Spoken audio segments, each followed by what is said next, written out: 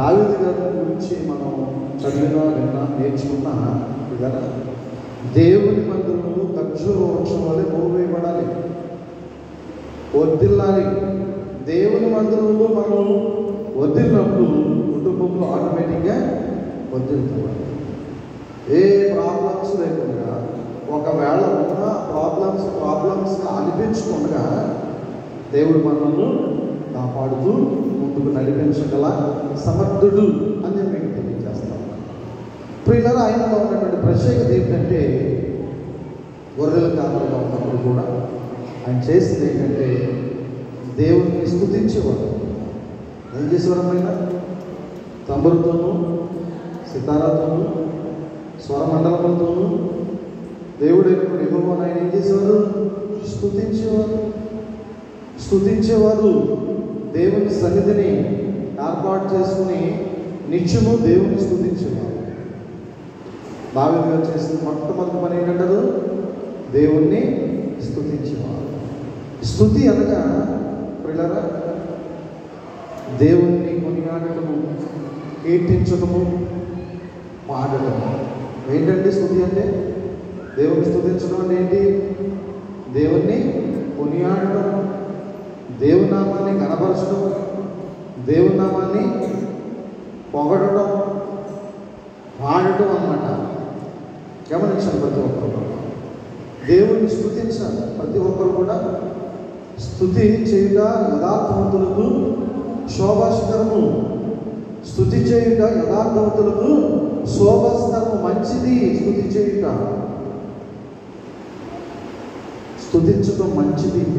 దావీదులో ఉన్నటువంటి మొట్టమొదటి క్వాలిటీ ఏంటంటే దేవుణ్ణి మనస్ఫూర్తిగా స్తుతించేవారు, పాడేవారు, కీర్తించేవారు, స్తోత్రించేవారు, కొనియాడేవారు, కీర్తించేవారు, పొగడేవారు, నిత్యము పొగడేవారు, నిత్యము ప్రార్థన చేసేవారు, దేవుని స్తుతించేవారు, పాడేవారు. ప్రభునందు ప్రియమైనటువంటి 500-600 చింటూ ఆంధ్ర క్రైస్తవ కీర్తనలు దేవుడు మన పితరుల ద్వారా అందించారు. ఇచ్చారండి లేదా? ఇచ్చారండి. ఆ కీర్తనలను మనము పాడుతూ ఉంటే, కీర్తిస్తూ ఉంటే, మన వెనకాల జనరేషన్లో ఉన్నటువంటి పిల్లలు ఆటోమేటిక్గా ఆ కీర్తనలు నేర్చుకుని దేవుణ్ణి స్తుతించడం ఎలాగో వాళ్ళు తెలుసుకుంటారు. ఆ విధంగా స్తుతిని జరిగిస్తారు.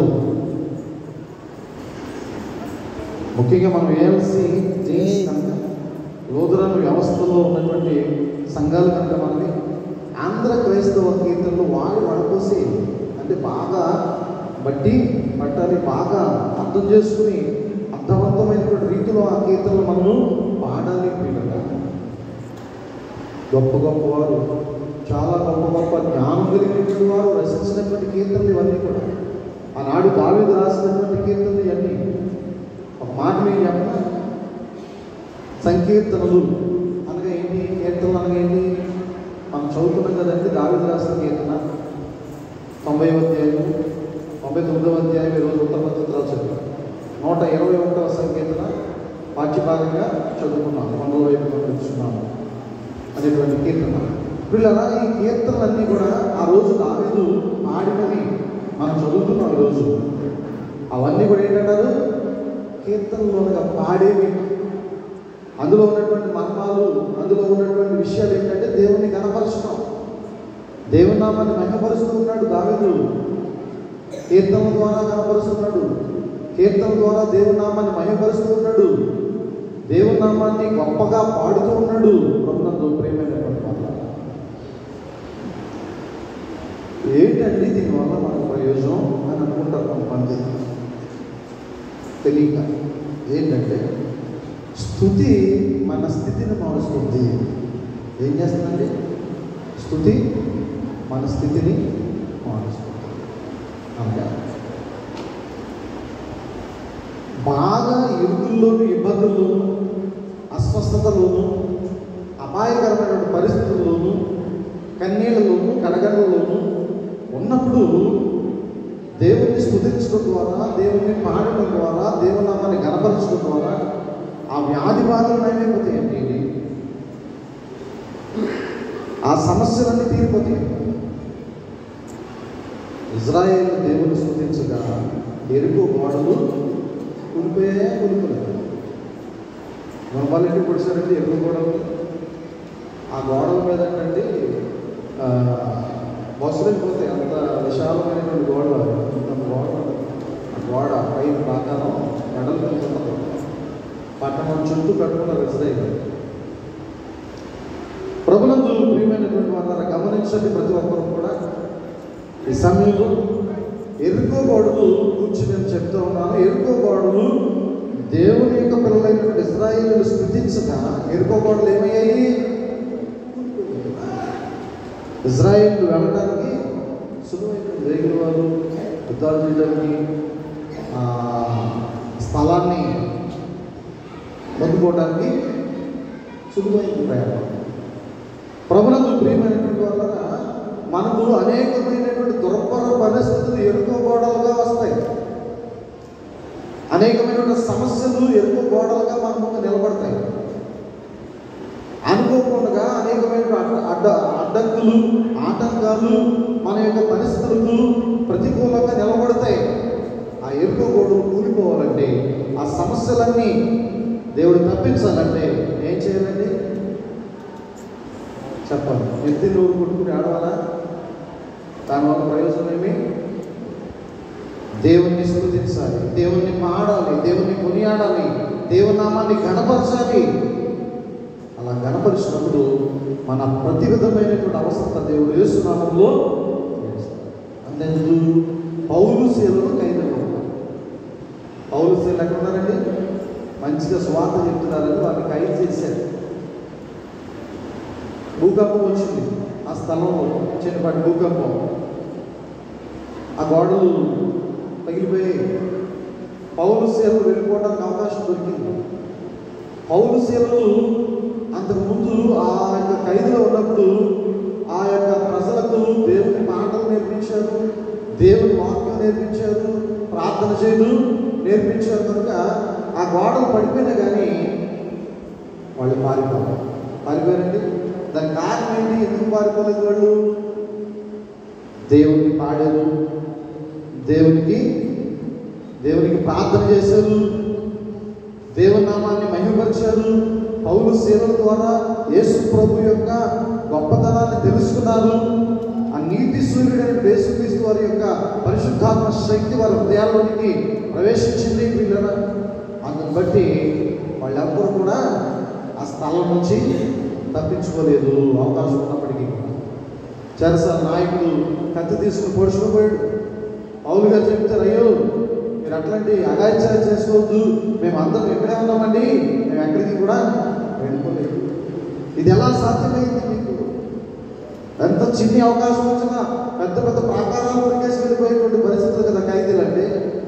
మీరందరూ ప్రాకారాలు పడిపోయినప్పటికీ కూడా ఇక్కడే ఉండడానికి కలిగినటువంటి బలమైనటువంటి కారణం ఏమిటి అని అడిగితే పౌలు గారు చెప్తున్న మాట స్తుతించేయుట. యథార్థవంతులకు శోభస్కరం. స్తుతించడం ద్వారా ఆ ఖైదులో ఉన్నటువంటి వారు అందరూ కూడా యథార్థమైనటువంటి హృదయాన్ని వారు కలిగి ఉన్నారు. ప్రభునందు ప్రియమైనటువంటి మాట. స్తుతి చేయడం మంచిది.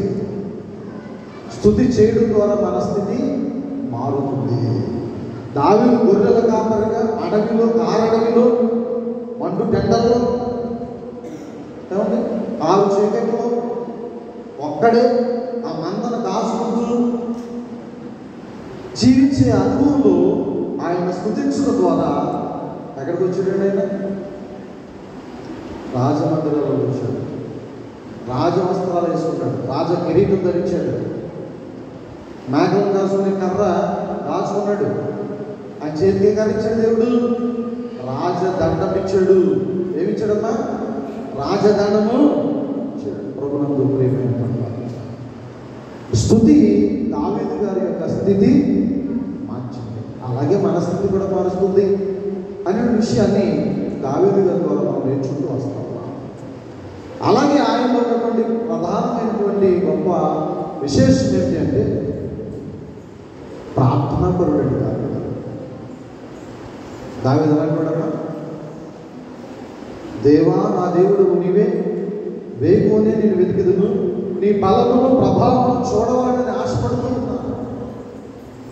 వేకునే రోజు ప్రతిరోజు 364 రోజులు కూడా వేకునే లేచి దేవుని మందిరంలో మోకరించేవాడు.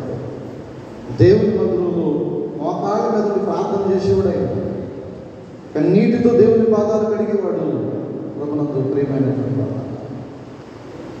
అన్ని సోదరులు చక్కగా నైవేద్యాలు సమర్పిస్తారు వేకులకి కదమ్మా.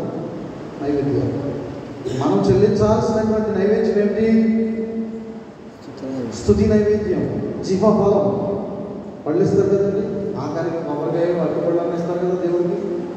అన్య సోదరులు మనకిచ్చినటువంటి ఆ వాగ్దానం ఏమిటంటే జీవఫలం అనగా మనం మాట్లాడుతూ మన శబ్దం ద్వారా దేవుని నామానికి ఫలాలు ఇవ్వగలిగేటువంటి శక్తిని ఇచ్చాడు దేవుడు.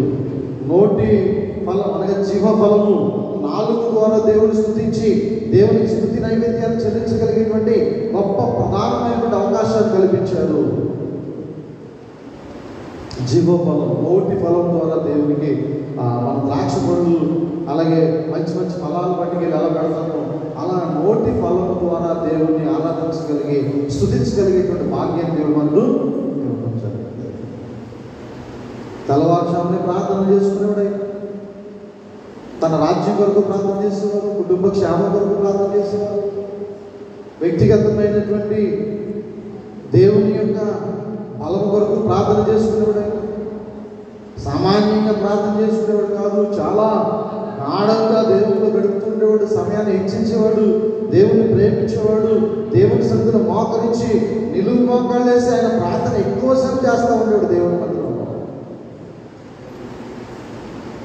అలా చేయడం ద్వారా పిల్లల ఆయనకి అనేకమైన యుద్ధాల్లో విజయం వచ్చింది. ఏమొచ్చిందమ్మా ఆయనకి? యుద్ధాల్లో అపజయం మనకి ఇప్పుడు కూడా. ఫిలిష్తీయులైనటువంటి శత్రువుల మీద ఒకనాడు ఆయన బాల్య దినాల్లో యవ్వన దినాల్లోనే కానీ సౌలు రాజు గారు వల్ల కాక ఆయన ఇచ్చినటువంటి ప్రతిఫలం, ఆయన ఇచ్చినటువంటి ఒక హెచ్చరికను బట్టి దావీదు గారు ఆయన మీద పోరాటానికి వెళ్తాడు. సౌలు గారు రాజయ్యని కూడా ఫిలిష్తీయుడైనటువంటి గొలియాతును గెలవలేక బహుమానాన్ని ప్రకటిస్తారు. ఎవరైతే గెలుస్తారో వారికి నేను తలనపాలను ఇస్తానని చెప్పారు కదా. ఏమిస్తారో కూడా తెలియజేశారు కదా. కుమార్తెను ఇస్తానని, సగం ఆస్తి ఇస్తానని. పిల్లరా, దావీదు గొలియాత్ అంత హెచ్చైనటువంటి ఆకృతులు ఆయనకేమి కూడా హైటు లేడు, వెయిట్ లేడు, బలము లేదు. కానీ ఆయన ప్రార్థన చేసుకుంటూ ఉంటాడు కనుక, దేవుని స్తుతిస్తూ ఉంటాడు కనుక ఏ భయం కూడా లేకుండా ఇజ్రాయేల్ పక్షముగా గొలియాతును చంపడానికి వెళ్ళాడు. చాలా ఎత్తని మనిషి గొలియాతు. ఆయన ఎలా పోతున్నాడు, అట్లా పోతున్నాడు, ఎక్కడ ఉన్నాడు, నాకు నన్ను చంపడానికి వచ్చాడు, ఎక్కడ అబ్బాయి పోతూ ఉంటే ఎక్కడో కింద ఉన్నాడు అంట. కొండ గుహల్లోంచి వెంటరా నా మీద గమనిస్తాడని క్యాకెత్తే ఆ క్యాక్కి భయపడి చచ్చిపోయినా ఉన్నాడు ఇజ్రాయేల్. ఆయన వేసే క్యాక్కి భయపడి చచ్చిపోయినా ఉన్నాడు.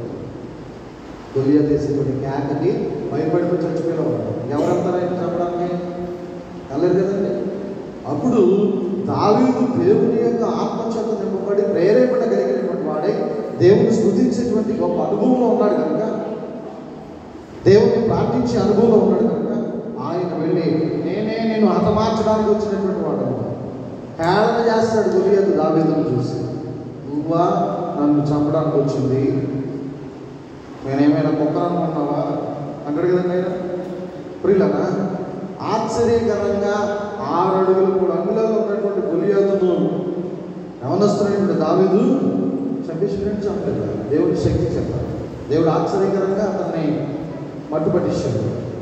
ఇదంతా దేని మూలంగా సాధ్యమైంది అని అంటే దేవుణ్ణి స్తుతించడంలో దిట్ట దావీదు మహారాజు, దేవుణ్ణి ప్రార్థించడంలో గొప్ప అనుభవ జ్ఞానం కలిగినటువంటి వాడు దావీదు మహారాజు అని తెలియజేస్తాను. ప్రభుత్వంతో ప్రేమైనటువంటి దావీదులో కేవలం ఒక డాన్సర్ చూస్తారు అంత. దావీదు నాట్యం పడేటంటే మేము కూడా మనకు తెలుసు కదా, కొన్ని అకేషన్స్లో యాక్షన్ సాంగ్స్ చేస్తామని వస్తారు కదా పిల్లలు, వస్తారు కదండి. నేను చేస్తాను పోటీ పడుతూ వస్తారు. ఎంత టైం బిజీ అయినప్పుడు ఆ సమయంలో నాయన మందిరంలో ఒక గంట సేపు మోకరించి ప్రార్థన చేయండి చేస్తారండి. డ్యాన్స్ చేయడానికి అయితే వస్తారు కానీ ప్రార్థించడానికి వస్తారా?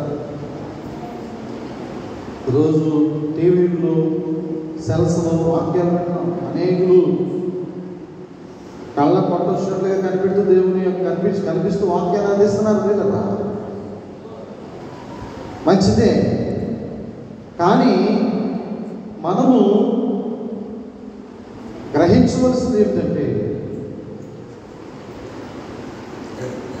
గంట సమయం వాక్యాన్ని అందించగలిగడానికి ఇష్టపడతాం, ప్రార్థించడానికి ఇష్టపడతామా? ప్రార్థించే సమయం ఎక్కువై ఉండాలి, వాక్యం చెప్పే సమయం తక్కువై ఉండాలంటే వాక్యం ఎంతసేపు చెప్తున్నామో అంతకంత ప్రార్థన చేసే అనుభవం సేవకులు ఉంటారు. చెప్పడం అయితే సులువే. మోకాళ్ళ మీద ఉండి మోకాళ్ళు మంటలు ఎక్కుతూ ఉంటే ఆ అనుభవంలోకి వెళ్ళి దేవుడిలోకి ప్రేరేపణ కలిగి ప్రార్థించడం కష్టమంటే కాదా? అలా ప్రార్థించే అనుభవం ఎక్కువ ఉండాలి.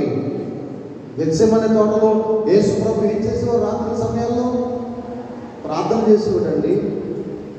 ఒక్క రాత్రి కూడా ఆయన నిద్రపోలా.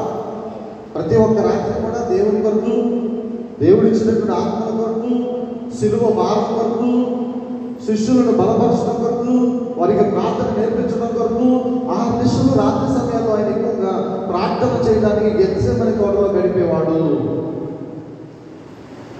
యేసు ప్రభు అంతటి వాడే రాత్రంతా ప్రార్థన చేసి మనకు సువార్త చేస్తామంటే అమ్మ మనమెంతకుడు ప్రార్థన ఎక్కువ చేసి వాక్యం చెప్పిన దానికంటే 3 రెట్లు ప్రార్థన చేసుకుని అనుభవాలు ఉండాలన్నమాట. స్వార్థమైనటువంటి యాజకులైనటువంటి వారు మేము కూడా నేను మీకు తెలియజేస్తున్నాను. ఈ విధంగా ప్రభునందు ప్రియమైనటువంటి వాళ్ళ ప్రార్థన పరమాయుధం. ప్రార్థన మనము దేవుడితో మాట్లాడేటువంటి ఒక అనుభవం. వాక్యం వింటున్నప్పుడు దేవుడు మనతో మాట్లాడుతున్నాడు, ప్రార్థన చేస్తున్నప్పుడు దేవుడితో మనము దేవుని మందిరాల్లో ప్రార్థన, లేక సమాజ మందిరాల్లో ప్రార్థన, లేకపోతే సంఘ సభ్యుల మధ్య ప్రార్థన కోరుకుంటాం, చేయడానికి ఇష్టపడతాం. ఆ సమయంలో మనము చాలా క్లుప్తంగా ప్రార్థన చేయాలంటే ఒక ఎప్పుడు ఎక్కువ చేసుకోవాలి? వ్యక్తిగతమైనటువంటి ప్రార్థన అనగా తలుపు వేసుకుని నీ గదిలోకి వెళ్ళి తలుపు వేసుకుని మోకరించి ప్రార్థన చేసుకోమని యేసు చెప్పి నేర్పించారు. ఆ సమయంలో మీరు ఎంత సమయం చేసుకున్నా మంచిదే. గ్రామంతటి కొరకు, సంఘమంతటి కొరకు, కుటుంబ క్షేమం కొరకు, ఇరుగు కొరకు, పొరుగు కొరకు, ప్రతి ఒక్క విషయమై మనం ప్రార్థన చేసుకోవడానికి దేవుడు చక్కని అవకాశాన్ని ఇచ్చాడు. ఆ సమయంలో యేసు ప్రభు చేసినట్లుగా మనం చేసుకోవాలి. కానీ మైక్ తెచ్చుకుంటే మాత్రంగా మామూలుగా ఉందండి, అలాంటిమే. అలా కాకుండా వ్యక్తిగతమైన ప్రార్థనలు ఎక్కువ చేయాలంటే మందిరాల్లో సమాజంగా ఉన్నప్పుడు క్లుప్తంగా చేసుకోవాలి. ప్రభునందు ప్రియమైనటువంటి వల్ల ఈ విధంగా దేవుడు తన వాక్యాన్ని మనకు అందిస్తూ ఉన్నాడు. దావీదు గారి యొక్క జీవితంలో ఉన్నటువంటి గొప్ప అనుభవాలని ఇవన్నీ కూడా స్తుతి చేయడం మంచిది అని చెప్పినటువంటి వాడు. ఆయన స్థితిని ఆ స్థుతి మార్చింది. గొర్రెల కాపరి మహారాజు చేసిన స్థుతి. ప్రార్థనాపరుడు తన కుటుంబం అంతా దేవుని మందిరంలో ఉండాలని, ఆశీర్వదించబడాలని కోరుకునేటువంటి గొప్పవాడు దావీదు మహారాజు. ప్రభునందు ప్రియమైనటువంటి అలాగనే దేవుని యొక్క పనులు బాధ్యతాయుతమైనటువంటి ఒక మంచి కాపరి, ఒక మంచి నాయకుడు, ఒక మంచి రాజు, నాకు ఇష్టానుసారుడైనటువంటి మనుష్యుడు.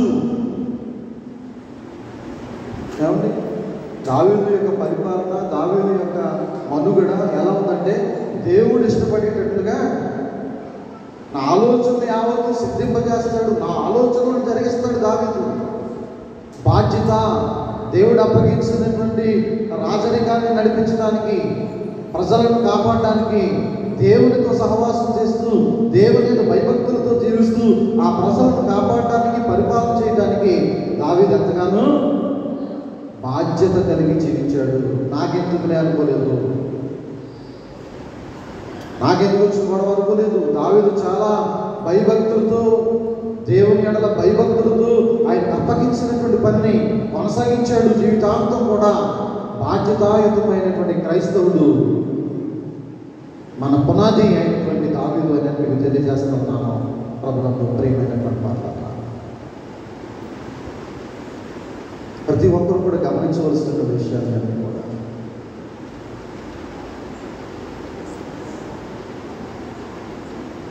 వాళ్ళకి చెప్పడానికి ఏదైనా అకేషనల్గా మనకు సమయం ఇస్తే చాలా సంతోషపడతాం, సంబరపడతాం. ఎందుకు రేపు రాబోతున్నటువంటి గుడ్ ఫ్రైడేకి ఒక మాట మనకి కనుక ఇస్తే ఆ మాట ఇచ్చినందుకు గల్ఫ్లో ఉన్న వాళ్ళు కూడా చెప్పేస్తారు, నాకు ఒక మాట ఇచ్చారు పాస్టర్ గారు, ఈ మాటను బట్టి నేను చెప్పబోతున్నాను కదండి, చెప్తామో చెప్పండి, గర్వంగా చెప్పేస్తాను. దేవుణ్ణి ప్రార్థన చేసుకుని నేను ప్రార్థిస్తున్నాను ఇంత సమయం అని చెప్తాను. ఎప్పుడన్నా దేవునిలో నేను ఎంత సమయం గడుపుతున్నాను, దేవుని వైపు నేను ఎంత చూస్తున్నాను, దేవుని ఎంతగా నేను ఏరుతల్లి ఉన్నాను, ఎంతగా నేను వర్తిల్తున్నాను, ఆస్వాదించబడుతున్నాను అనే విషయాన్ని స్నేహితులకు చెప్పగలుగుతున్నామా? ఇరుగు పొరుగున్న స్నేహితులకు చెప్పగలుగుతున్నాము? ప్రతి ఒక్కరూ కూడా గమనించవలసినటువంటి విషయాన్ని కూడా ప్రభుత్వంలో ప్రియమైనటువంటి బాధ్యతాయుతమైనటువంటి నాయకుడిగా ఆయన మనకు కనిపిస్తున్నాడంటే ఆయనలో ఉన్నటువంటి స్థుతి, ఆయన చేస్తున్నటువంటి ప్రార్థనే దానికి ప్రధానమైనటువంటి కారణాన్ని మీకు తెలియజేస్తాం. దేవుని వైపు చూశాడు. ఎవరి వైపు చూశాడు? పైన గొలియాతు వైపు చూశాడా, దేవుని వైపు చూశాడా? దేవుని వైపు చూస్తూ గొలియాతు మీద ఫైట్ చేశాడు. గొలియాతును చూస్తూ ఫైట్ చేస్తే ఆయన గెలిచేవాడు కాదు. దేవుని వైపు చూస్తూ నేను దేవుని కుమారుణ్ణి, నాకు విజయమే కానీ అపజయమైనటువంటిది లేదు, రాదు, నా దేవుడే నాకు విజయాన్ని ఇస్తాడు అని దావీదు మహాశయుడు గొలియాతు మీద ఫైట్ చేయడానికి వెళ్ళినప్పుడు దేవుని వైపు చూశాడు. ఆయనలో ఉన్నటువంటి స్థుతి, ఆయన చేసినటువంటి ప్రార్థన, ఆయనలో ఉన్నటువంటి నమ్మకత్వంతో ఉన్నటువంటి భక్తియుతమైనటువంటి దాసుడుగా తనున్నాడు కనుక దేవుడు ఆయనకి గొలియాతు మీద విజయాన్ని ఇచ్చాడు. స్తుతి చేయగలుగుతున్నామా? గంటల తరబడి ప్రార్థన చేయగలుగుతున్నామా? ఒంటరి సమయాలు దేవుడు ఇచ్చినటువంటి పనిని నమ్మకంగా చేయగలుగుతున్నామా? దేవుని సంఘంలో ఆయన ఇచ్చినటువంటి చిన్ని పని, ఆయన సన్నిధిలో మనం ఈ పని చేసి పెట్టాలని ఒక నమ్మకమైన నమ్మకమైన దాసుడిగా మనం ఉండగలుగుతున్నామా? దాసువాలుగా పని చేయగలుగుతున్నామా? దేవుని వైపు చూడాలి, నమ్మకత్వంగా పనిచేయాలి, దేవుణ్ణి ప్రార్థించాలి, దేవుని స్తుతించాలి. ప్రియమైనటువంటి సంగమా, కుటుంబాలు ఈరోజు ఆశీర్వదించబడాలి అంటే ఇవన్నీ చేయాలి. దావీదు ఆనాడు అన్నీ చేశాడు కనుక ఆయన కుటుంబం ఆశీర్వదించబడింది. ఆశీర్వదించబడిందండి దావీదు కుటుంబం? ఆశీర్వదించబడలేదా? దావీదు గారి కుటుంబం ఆశీర్వదించబడడానికి మూల కారణం ఏంటంటే దేవుణ్ణి నిత్యము స్తుతించేవాళ్ళు. మనం పాడుతున్నామా దేవుని పాటలు? ఇంటి దగ్గర ఉన్నప్పుడు, ఆ పని చేసుకున్నప్పుడు, ఈ పని చేసుకున్నప్పుడు ఒక పల్లవి, ఒక చరణం, ఒక పాట, ఒక కీర్తన, దేవుని యొక్క కీర్తనలు మనం పాడుతూ మన పనులు మనం చేసుకోగలుగుతున్నామండి. దేవునికి ఏకాంత సమయంలో మన సమయాన్ని దినానికి 24 గంటలైతే దశమ భాగం ఎంతండి? 2.5 గంటలే కదా. 2.5 గంటలు దేవునికి సమయం ఇవ్వగలుగుతున్నాము ప్రార్థనకి. ఆఖరికి భోజనానికి ముందు కూడా దేవుడు మొక్కలు ప్రభా నాకు ఇచ్చిన స్తోత్రాలకి కదండి. అంత మంచి ఆహారాన్ని దేవుడు మనకి ఇచ్చారంటే కనీసం ఒక్క 10 నిమిషాలైనా చేతులు జోడించి దేవునికి ప్రార్థించి, ప్రభా నాకు ఇంత మంచి ఆహారాన్ని ఇచ్చినప్పుడు స్తోత్రాలు అని దేవునికి కృతజ్ఞతలు తెలియజేస్తున్నాము. మనం ఆహారం తినే ముందైనా మంచి నిద్రించి రాత్రంతా పండుకోబెట్టి తెల్లారిన లేపి మన పనుపాటులో మనకు దేవుడు మనలను నడిపించగలిగేటువంటి వాడు చక్కని విశ్రాంతిని ఇస్తున్నాడని కృతజ్ఞతతో ఈ పగలంతా నన్ను కాచి కాపాడారు, ఈ రాత్రంతా నన్ను సుఖవంతమైన నిద్రలో ఉంచి నాకు రెస్ట్ ఇస్తున్నారు ఆయన అని ఒక కృతజ్ఞతతో నిద్రపోయే ముందు ప్రార్థన చేయగలుగుతున్నామా? గెత్సేమనే తోటలో నిద్ర లేనటువంటి రాత్రులు గడిపాడు. నిద్ర లేకుండా ప్రార్థన చేశాడు ఆయన. అట్లీస్ట్ 2.5 గంటలు ఉదయాన్న, మధ్యాహ్నాన్న, సాయంత్రాన్న మనం ప్రార్థన చేయగలుగుతున్నామా ప్రభునందు ప్రియమైనటువంటి వాళ్ళు? సమస్య వైపు కాదు, యేసు వైపు. ఎవరి వైపు చూడాలండి? సమస్య వైపు చూస్తూ ఉంటే లేనిపోయినటువంటి వ్యాధులు వస్తాయి, బాధలు వస్తాయి, తలనొప్పులు వస్తాయంటే రావాలి. ఎవరి వైపు చూడాలి? దేవుని వైపు చూడాలి. దావీదు దేవుని వైపు చూశాడు. దేవుని వైపు చూశాడు కనుక ఆయన ప్రతి ప్రార్థన దేవుడు అంగీకరించాడు. ఆమేన్ అని ముద్ర వేశాడు. నాకు ఇష్టానుసారుడైన మనుషుడు మోషే నా ఇల్లంతటా నమ్మకమైనటువంటి వాడు. యెహోవా ఇల్లు కట్టించిన కట్టువారి ప్రయాసము వ్యర్థమైంది. దేవుడు కట్టాలి మన కుటుంబాన్ని. మనమే కట్టేసుకుంటే ఆసక్తించబడిపోతాయేమో అనుకుంటే అది అపోహ. దేవుని ఇల్లంతటలో మోషే నమ్మకమైనటువంటి వాడుగా ఎలాగైతే ఉన్నాడో అలాగనే మన ఇంటిలోనూ కూడా మనము దేవుని పట్ల నమ్మకంగా ఉండాలి. ఈ గృహానికి క్రీస్తు అధిపతి అని మనం దేవుణ్ణి నియమించుకోవాలి. మన గృహంలో, మన గృహాల్లో దేవుణ్ణి నియమించుకోగలుగుతున్నామా? వేకుని లేచి మోకరించి, మంచం నుంచి లేవగానే మోకరించి దేవుని సన్నిధిలో ప్రార్థనలు చేయగలుగుతున్నామా? మన గృహాల్లో మందిరానికి వచ్చాయి కదండి, మంచం నుంచి దిగంగానే మోకరించాలి. చేయగలిగినంతసేపు చేసుకోవాలి ప్రార్థన. ఆత్మతో పూర్ణాత్మతో పూర్ణ బలముతో పూర్ణ వివేకంతో చేసుకోవాలి. దేవుణ్ణి ప్రార్థించాలి, కీర్తించాలి, దేవుని వైపు చూడాలి, దేవుని మనస్ఫూర్తిగా వేడుకొనాలి అని వాక్యం సెలవిస్తుంది. రాత్రికాల సమయంలో కుటుంబాలు ఆస్వాదించబడాలి, కుటుంబాలు కట్టబడాలి, కుటుంబాలు ఏ విధమైన సమస్యలు లేకుండా ముందుకు కొనసాగాలి అంటే దేవుని యొక్క వాక్యాన్ని మన హృదయాల్లో మన కుటుంబాలు ప్రతిష్ఠించుకోవాలి. అప్పుడే కుటుంబాలు ఆశీర్వదించబడతాయి. ఒబేదేదు యొక్క కుటుంబంలో దేవుని మందస్సు ఉన్నంతసేపు ఆయన ఆశీర్వదించబడ్డారు. దేవుని మందస్సు అనగా దేవుని వాక్యం. ఆ మందస్సులో ఏముందండి? గ్రంథము చుట్టూ ఉంది. గ్రంథము చుట్టూ ఉంది కనుక ఆ వాక్యం ఉన్నప్పుడు ఒబేదేదు యొక్క గృహము అన్ని విధాలా కూడా ఆస్వాదించబడింది. గర్భఫలాలు ఆస్వాదించబడింది, భూఫలాలు ఆస్వాదించబడింది, ఐశ్వర్యం ఆస్వాదించబడింది, సమాధానం ఆస్వాదించబడింది, సంతోషంలో ఆస్వాదించబడింది. అనేకమైన విధాలుగా ఆస్వాదించబడడానికి కారణం ఏమిటి? ఒబేదేదు గృహం అంటే దేవుని యొక్క వాక్యం ఆ యొక్క గృహంలో ప్రతిష్ఠించబడి ఉండటం వల్ల. మన గృహాల్లో దేవుని వాక్యం ప్రతిష్ఠించుకున్నామా? మన జీవితాల్లో దేవుని వాక్యం ప్రతిష్ఠించుకున్నామా? మన వ్యక్తిగతమైనటువంటి జీవితాల్లో ప్రార్థన అనుభవ జ్ఞానాన్ని కలిగి ఉన్నామా? దేవుని కొరకై 2 కన్నీటి బొట్లను దేవుని కొరకు మనం కార్చగలుగుతూ ఉన్నామా? ఆయన పాదాలు కడగగలుగుతూ ఉన్నామా?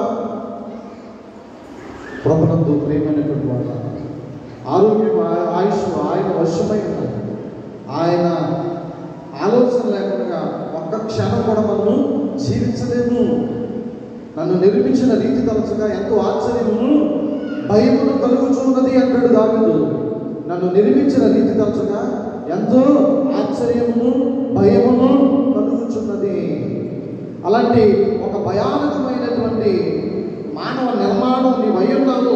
ఆ నిర్మాణంలో ఏ ఒక్కో మరి పనిముట్టు తేడా వచ్చిన అవయవంలో ఏ ఒక్కటి ఏ పార్ట్ అయినా కొంచెం పని చేయకపోతే విలవిలా కొట్టుకుంటావు. నిన్ను కాపాడుతున్నది దేవుడు, నడిపిస్తున్నది దేవుడు, కుటుంబాన్ని పోషిస్తున్నది దేవుడు.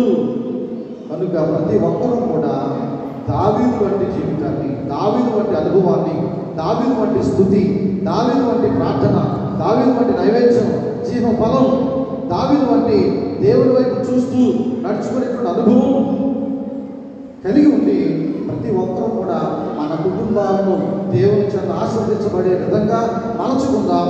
దేవుని సన్నిధిలో నిత్యము నా కుటుంబం ఉండేలాగున ఆశీర్వదించు ప్రభువా అని ఎవరికి వారిని ప్రార్థన చేసుకునే సమయాల్లో తలపైన చేయబెట్టుకుని ప్రార్థన చేసుకుందాం.